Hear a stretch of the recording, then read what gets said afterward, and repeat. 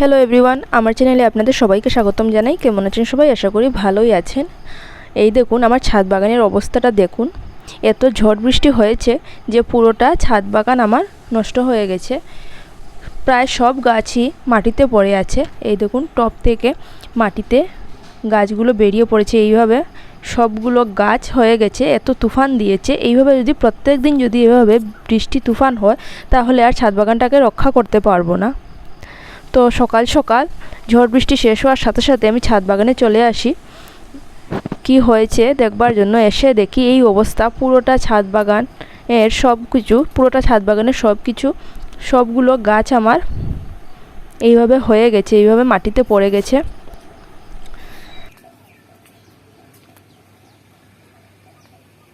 এই দেখুন সবগুলো গাছের অবস্থা দেখুন, দেখে মনটা অনেক খারাপ হয়ে গেল।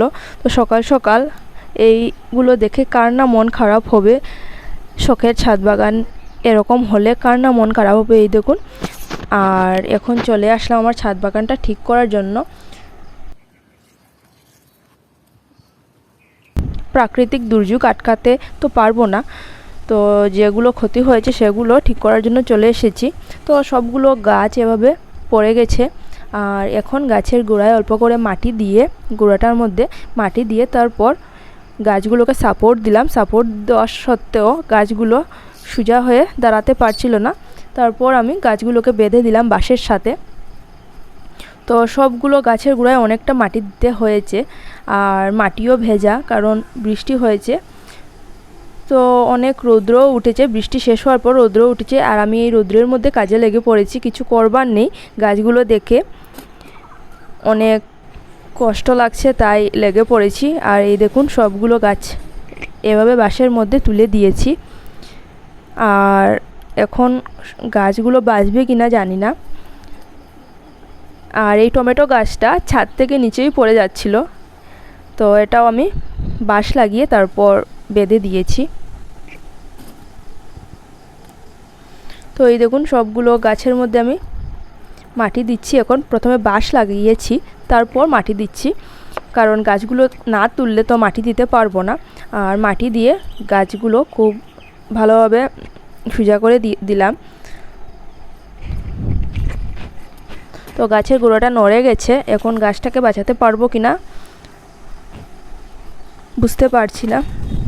তো এত কষ্ট করে, এত খাটাখাটনি করে আর এরকম হলে কার না খারাপ লাগবে? তো কার কার সাথে এরকম হয়েছে তো আমাকে বলবেন অবশ্যই। তো এই দেখুন গাছগুলো তুলে দিয়েছি। আর অনেকগুলো গাছ পড়েছে, সবগুলো দেখাতে পারবো না। কয়েকটি গাছ আমি দেখাবো, কয়েকটি গাছ দেখাবো কীভাবে ঠিক করলাম। আর এই দেখুন এই সূর্যমুখী ফুলের গাছগুলো মিশো থেকে আনা বীজগুলো থেকে কয়েকটি গাছ হয়েছিল, তাও ঝড় তুফানে এই গাছগুলোর এই অবস্থা করেছে। আর বাকিগুলো বীজ থেকে তো গাছ বেরোয়নি, তো যেগুলো হয়েছে সেগুলোর উপর এই ঝড় তুফানে এই অবস্থা করেছে। তো এখন এই দেখুন এই গাছগুলোর নিচেও আমি এইভাবে মাটি দিয়ে তারপর গাছগুলোকে তুলে দিলাম। এই দেখুন অনেকগুলো মাটি দিতে হবে যাতে গোড়াটা মাটি দিয়ে ঢেকে যায়। এই দেখুন সবগুলো ফুল গাছও আমার এইভাবে পড়ে গেছে। যেগুলো লম্বা লম্বা গাছ ছিল সব গাছগুলো এই রকম মাটিতে পড়ে গেছে।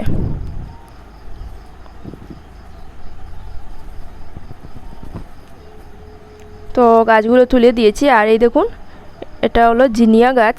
তো এই জিনিয়া গাছটাও পড়ে গেছে, একটু লম্বা ছিল গাছটা, তো এটাও পড়ে গেছে। এত তুফান হয়েছে আর আমাদের বাড়ির গাছের সবগুলো আম মাটিতে পড়ে গেছে। এতটা তুফান হয়েছে, এক তুফানে সবগুলো আম পড়ে গেছে। এখন আর বেশি আম নেই গাছে। আর এই দেখুন কয়েকদিন আগে এই গাছগুলো বসিয়েছিলাম, 2-3 দিন আগে বসিয়েছিলাম, আর এই অবস্থা হয়েছে। তো কতগুলো গাছ বাঁচবে বুঝতে পারছি না, কারণ শিকড়টাও ছেড়ে গেছে, গাছের গোড়াটা নড়ে গেছে। এই দেখুন সবগুলো গাছের গোড়ায় এখন মাটি দিতে হচ্ছে। আর মাটিগুলো এত ভেজা দেওয়া যাচ্ছে না। আর এখানে এসেছি তাই ভাবলাম যে এই গাছের আগাটা পিঞ্চিং করে দিই, গাছটা পিঞ্চিং করে দিই। এই দেখুন এটা হলো পুদিনা গাছ, তো এই গাছটা আমি পিঞ্চিং করে দিলাম। আর এই দেখুন আমার গাছে বরবটি ধরেছে, অনেকগুলো বরবটি ধরেছে গাছে। তো এখনও হারভেস্ট করিনি, যেদিন হারভেস্ট করব দেখাবো। আর এগুলো হলো পাট শাকের বীজ, তো এগুলো বসিয়েছি, এগুলো হয়ে গেছে। এই দেখুন সবগুলো গাছ আমি ঠিক করে দিয়েছি। আর আজকে যদি আবার তুফান হয় তাহলে আর বাঁচানো যাবে না গাছগুলোকে। তো এই দেখুন এই নয়নতারা ফুলের গাছটি, এই গাছটাও এই তুফানের হাত থেকে রক্ষা পেল না। গাছটা ততটাও বড় নয়, এত ঝোপালো গাছটাও পড়ে গেছে। আর লম্বা লম্বা গাছ যেগুলো সেগুলো তো পড়বেই। তো এই গাছের গোড়ায়ও মাটি দিয়ে খুব ভালোভাবে মাটিটা বসিয়ে দিচ্ছি। ভাবছি এই নয়নতারা ফুলের গাছটিকে একটু ঝোপালো বানাবো। তো আমি কয়েকদিন 2-3 দিনের মধ্যেই এই গাছটির আগাগুলো কেটে দেব, যাতে গাছগুলোটা আরও ঝোপালো হয়। তো এই দেখুন গাছটা বেশ ঝোপালো হয়েছে, তো আরও করতে হবে। তো আরও 2-3 দিন পর গাছটা পিঞ্চিং করব। তো এই দেখুন এই নয়নতারা ফুলের গাছটিও আমি ভালো করে বসিয়ে দিয়েছি। আর এই দেখুন লঙ্কা গাছগুলোও পড়ে গেছে, প্রায় সব গাছই এইভাবে পড়ে গেছে। তবুও ভালো শিলাবৃষ্টি হয়নি, শিলাবৃষ্টি হলে গাছগুলোর সবগুলো পাতা ডাল সবগুলো ভেঙে যেত। তো শিলাবৃষ্টি না হয় ভালো হয়েছে। তো তুফানে এই অবস্থা করেছে, যদি শিলাবৃষ্টি হতো তাহলে কি হতো। তো প্রাকৃতিক দুর্যোগ মেনে তো নিতেই হবে। আর যারা যারা ছাদ বাগানি তারা অবশ্যই বুঝবে এই অবস্থাটা, কারণ আমি এই প্রথমবার এই তুফান শিলাবৃষ্টি পাচ্ছি, কারণ আমি নতুন শুরু করেছি ছাদ বাগানটা। এই দেখুন সবগুলো গাছ আমি ঠিক করে দিয়েছি। তো আজকের মতো আমার ভিডিওটা এখানেই থাক, আগামীকাল নিয়ে আসবো নতুন একটি ভিডিও। আজকের আমার এই ভিডিওটা যদি আপনাদের ভালো লাগে তাহলে আমার পাশে থাকবেন আর আমার চ্যানেলটি সাবস্ক্রাইব করবেন। Happy gardening.